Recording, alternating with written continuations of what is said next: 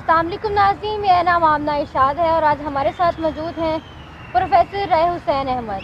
تو جی ناظرین، جو آج کا ہمارا بیسک ٹاپک ہے وہ ہے اکنامک کرائسس کے حوالے سے۔ آج ہم ان سے یہ جانیں گے جو پاکستان میں بڑھتا ہوا معاشی بحران ہے اس کے پیچھے کیا وجوہات ہیں۔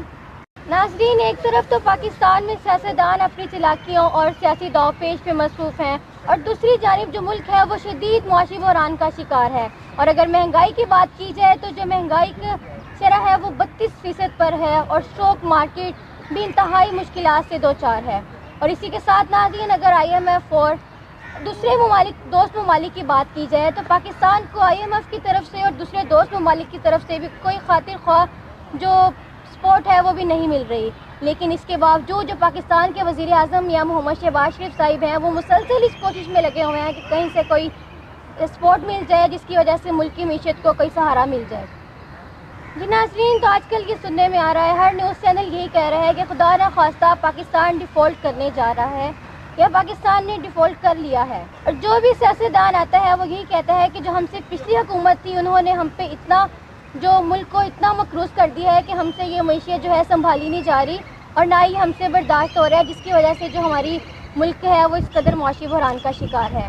لیکن اگر ناظرین یہاں پر قرضوں کی بات کی جائے تو اگر ہم جاپان کے قرضوں کی بات کریں تو جو جاپان کا قرض ہے وہ اس کے GDP کا 266% ہے۔ اور اگر یہاں پہ امریکہ کے قرض کی بات کی جائے تو امریکہ کا جو قرض ہے وہ اس کے GDP کا تقریباً 98% ہے۔ لیکن ان دونوں ممالک میں تو ڈیفالٹ کی بات نہیں ہو رہی اور نہ ہی ان کی جو معاشی حالات ہیں وہ اس قدر خراب ہیں کہ جس طرح پاکستان میں معاشی بحران ہے۔ اور اگر پاکستان کے بیرونی قرضوں کی بات کی جائے تو جن کا بیرونی قرض ہے وہ اس کے GDP کا تقریباً 78% ہے۔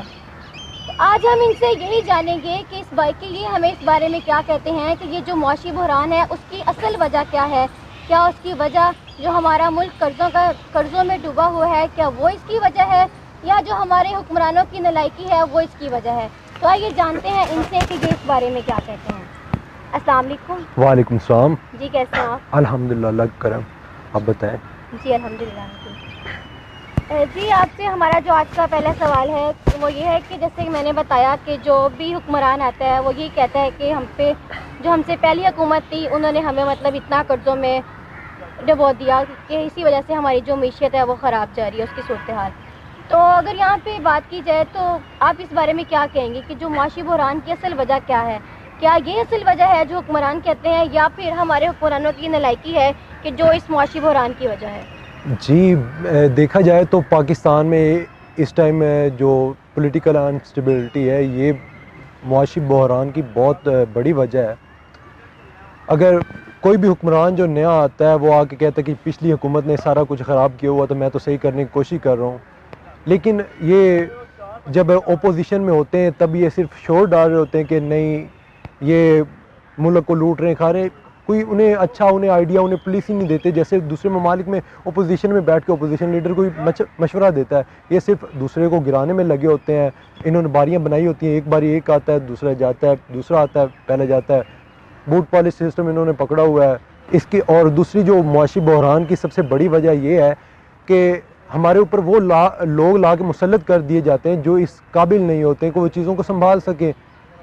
مطلب ایک بندہ ہے جسے معیشت کے بارے میں کچھ پتہ ہی نہیں، اسے لا کے اوپر مسلط کر دیں گے۔ اگر ہم اسحاق ڈار صاحب کی بات کرتے ہیں تو چند دن پہلے تک تو وہ بہت بڑے لٹیرے تھے، ابھی انہیں لا کے ہمارا وزیر خزانہ بنا دیا گیا۔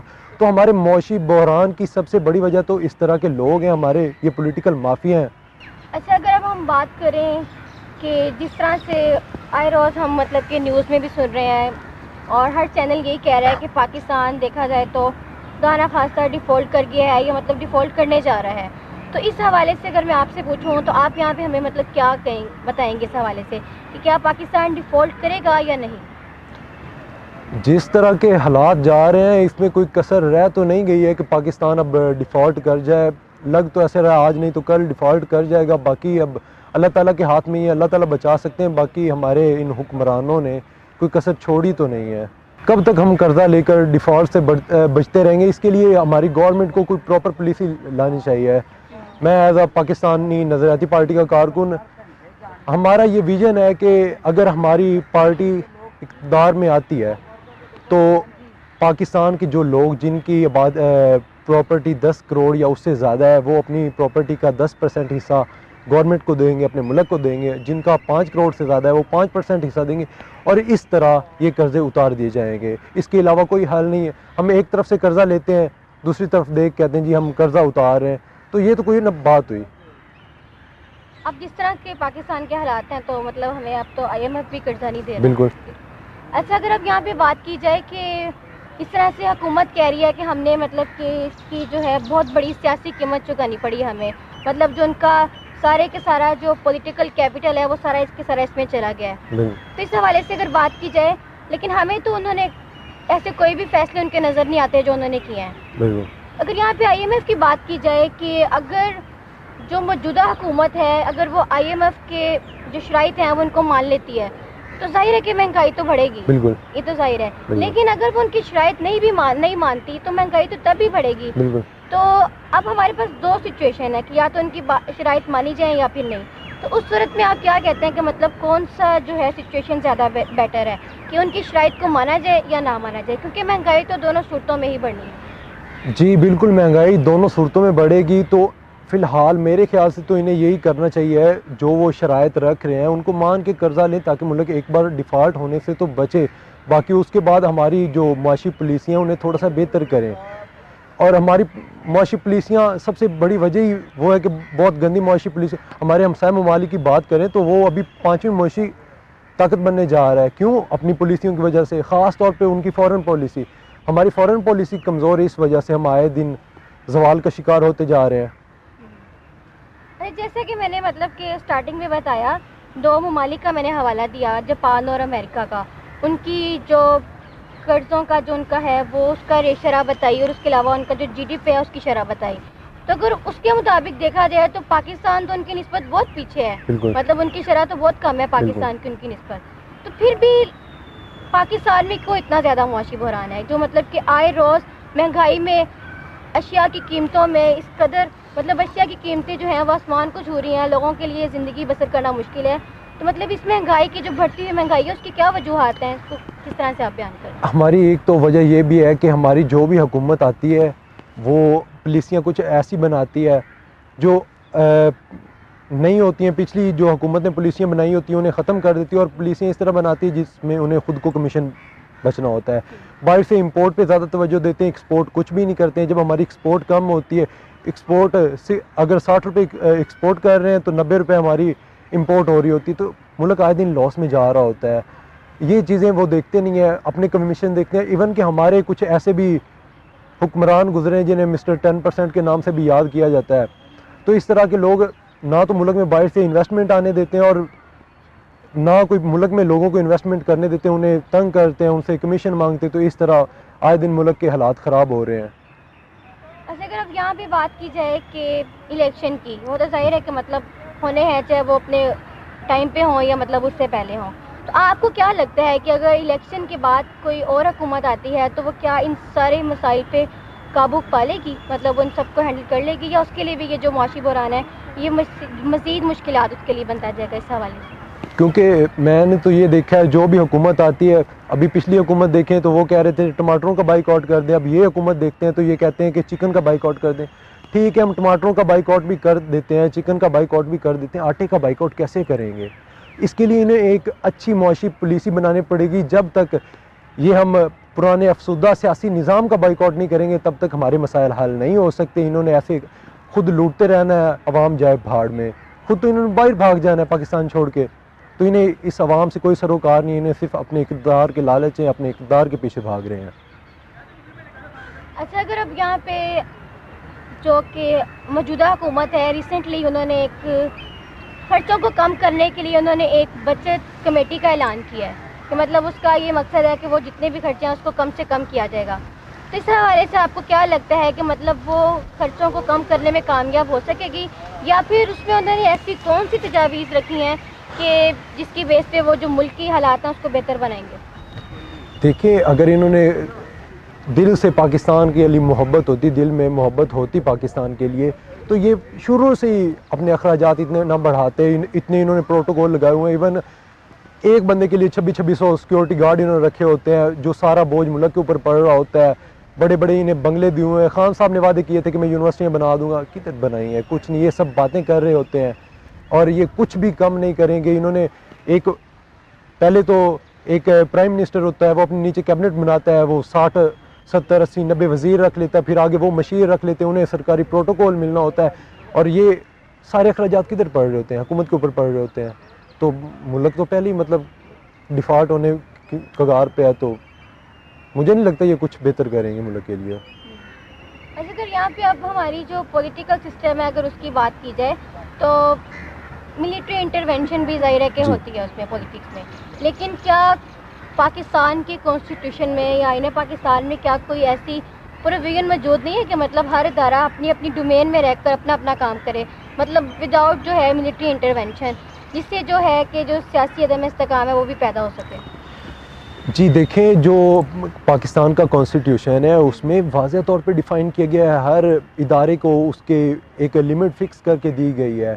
لیکن مسئلہ یہ ہوتا ہے, ٹھیک ہے ہمارے کانسٹیٹیوشن میں کچھ کمی ہے لیکن اسے فالو نہیں کیا جاتا. اگر جو کانسٹیٹیوشن ہمارے پاس موجود ہے اسے فالو کر لیا جائے تو حالات بہت بہتر ہو سکتے ہیں, ملٹری ڈکٹیٹرشپ سے بچا جا سکتا ہے اور ڈیموکریسی کی طرف ہم موو کر سکتے ہیں. لیکن مسئلہ کیا ہوتا ہے, اگر میں میاں نواز شریف صاحب کی بات کروں تو یہ 2 گھنٹے 3 گھنٹے گیلانی صاحب کے دفتر کے باہر کھڑے رہتے تھے. اور میں آپ سے ایک واقعہ شیئر کرتا ہوں. میاں صاحب ایک بار گیلانی صاحب کے پاس بیٹھے تھے تو ایک ویٹر آیا چائے لے کے, اور ویٹر نے جب جنرل گیلانی صاحب کو چائے پیش کی تو انہوں نے ویٹر کا سر سے وہ کلا اٹھایا اور میاں صاحب کے سر پہ رکھ دیا. میاں صاحب ماشاءاللہ چٹے گورے تھے, پیارے لگنے لگے. وہ کہتے ہیں کہ ماشاءاللہ میاں صاحب آپ کے سر پہ پنجاب کی پگ جچ رہی ہے. اور میاں صاحب سرخ لال ہو گئے لیکن کچھ بولے نہیں, مطلب کہ ان کے خون میں وہ بوٹ پالش کرنا شامل ہو چکا تھا. اس کے بعد میاں صاحب وزیر اعلیٰ پنجاب بنے اور پھر پرائم منسٹر پاکستان بنے. تو اس طرح کر کے تو یہ اوپر آ رہے ہوتے ہیں, یہ خود آرمی کو انوالو کر رہے ہوتے ہیں اپنی پولیٹکس میں. مطلب اگر یہاں پہ ہم جو آئین پاکستان کی بات کریں تو جیسے مشرف نے کہا کہ جو کانسٹیٹیوشن ہے یہ صرف پیس آف پیپر ہے, تو مطلب یہ بھی ٹھیک ہے, مطلب وہ پیس آف پیپر ہے, مطلب جو ہمارا آئین پاکستان کو اس پہ عمل یا ان کے دیکھیں جب عمل نہیں کیا جائے گا کانسٹیٹیوشن پہ پھر تو وہ ایک پیس آف پیپر بن جاتا ہے. حالانکہ کانسٹیٹیوشن میں ہر طرح کی پروویژن موجود ہے. پتہ ہے ہمارا کانسٹیٹیوشن جو ہے بڑا عوام دوست کانسٹیٹیوشن ہے. اس میں لوگ عوام کو رائٹس دیے گئے ہیں, ان کی ٹھیک ہے ڈیوٹیز دی ہیں, اداروں کو بتایا گیا آپ کی یہ ڈیوٹی, آپ نے اس لمٹ میں رہ کے یہ کام کرنے ہیں, لیکن مسئلہ اسے فالو کون کرتا ہے؟ اچھا, اب یہاں پہ ہم نے مطلب کہ پولیٹیکل پوائنٹ آف ویو سے بھی دیکھا مطلب, لیکن جو اصل ہمارا آپ سے کوشچن ہے وہ یہ ہے کہ جو معاشی بحران ہے اس کی وجہ کیا ہے, اصل وجہ اس کی کیا ہے, تو یہ آپ ہمیں بتائیں. اگر میں اصل وجہ آپ کو بتاؤں تو دیکھیں میں آپ کو ایک سادہ سی اگزامپل دیتا ہوں. لاہور میں اورینٹ ٹرین بنی ہے, ٹھیک ہے اس سے لوگ مستفید ہو رہے ہیں, میں اس چیز کو غلط نہیں کہتا ہوں, لیکن پورے پاکستان کے ٹیکس کا پیسہ لگا, پنجاب پورے کے ٹیکس کا پیسہ لگا. اورینٹ ٹرین کا فائدہ کتنے ہو رہا ہے؟ ایک لمیٹڈ سی آبادی ہے جسے فائدہ ہو رہا ہے, اور یہ ایک طرح ترقی یافتہ ملک کے لیے اورینٹ ٹرین ضروری تھی. لوگ سفر تو کر رہے تھے, آ جا رہے تھے. اگر جو پیسہ انہوں نے قرضہ لے کے اورینٹ ٹرین پہ لگایا, اس کی اورینٹ ٹرین کی جگہ کوئی جینز کی انڈسٹری لگا دیتے, اس سے ایک تو ہمارے ہزاروں کی تعداد میں نوجوانوں کو نوکریاں ملتی, روزگار ملتا, لوگ پیسے کماتے, ہماری ایکسپورٹ بڑھتی, جس کے ساتھ ہمارے ملک میں زر مبادلہ آتا اور ہمارے دوسرے ممالک کے ساتھ تعلقات مزید بہتر ہوتے جن کے ساتھ ہم تجارت کر رہے ہوتے, اور پھر جو پروفٹ آتا پھر اس کی اورینٹ ٹرین بناتے تو اچھا بھی لگتا. یہ اس طرح کی جو ان کی ناقص پالیسیاں, رائٹ پرسن اور رائٹ پلیس نہیں ہے, فیوریٹزم کی بنیاد پہ انہیں اوپر لایا جاتا ہے اور پھر یہ ملک کا بیڑا غرق کر دیتے ہیں. اب ہمارا جو آپ سے آج کا آخری سوال ہے وہ یہ ہے کہ جو معاشی بحران اس قدر شدت اختیار کر گیا ہے, اس کو کس طرح سے کم کیا جا سکتا ہے, یا کس طرح سے اس کو ختم کیا جا سکتا ہے؟ اس کا سب سے جو بیسک چیز ہے یہ تو عوام کو شعور دیا جائے کہ انہوں نے ایک رائٹ پرسن کو سلیکٹ کرنا ہے, ایک پڑھے لکھے نوجوان کو سلیکٹ کرنا ہے. دیکھیں یہ جو بوڑھے خاندانی سیاستدان بار بار آ رہے ہیں ہمارے اوپر, باپ دادوں سے ہمارے اوپر مسلط کیے گئے ہیں, وہ آگے ہمارے نظام کو تباہ کر دیتے ہیں. فار ایگزامپل آپ امیجن کریں کہ میں نواز شریف کو لیڈر مان بھی لیتا ہوں, مریم نواز نے کیا کیا ہے. میں شہباز شریف کو لیڈر مان بھی لیتا ہوں, تو حمزہ شہباز نے کیا کیا ہے. اور بھٹو صاحب کو لیڈر مان لیا، بے نظیر کو بے لیڈر مان لیا۔ بلاول نے کیا کارنامہ کیا تھا جو اسے ہمارے اوپر لا کے مسلط کرنے کی کوشش کی جا رہی ہے۔ اس طرح کے لوگوں کا ہمیں بائیکاٹ کرنا پڑے گا، ہمیں جو ہمارے جیسے لوگ ہیں انہیں اوپر لانا پڑے گا، اور انشاءاللہ پھر ہمارے ملک کے کچھ حالات بہتر ہو سکیں گے جب ایک پڑھی لکھی عوام، پڑھی لکھی یوتھ پاکستان کی قیادت کرے گی۔ تو جی ناظرین، یہ تھا ہمارا آج کا شو۔ آج کے شو میں ہم نے ان سے معاشی بحران کے بارے میں گفتگو کی۔ تو ان کا کہنا ہے کہ اگر ملک میں الیکشن کے بعد کوئی حکومت آتی ہے تو اس کے بہت سے چانسز ہیں کہ جو ملک کی جو معیشت ہے وہ بہتری کی طرف جا سکتی ہے۔ تو جی ناظرین، امید ہے کہ آپ کو ہمارا آج کا شو پسند آیا ہوگا۔ ہمیں دیجیے اجازت، اللہ حافظ۔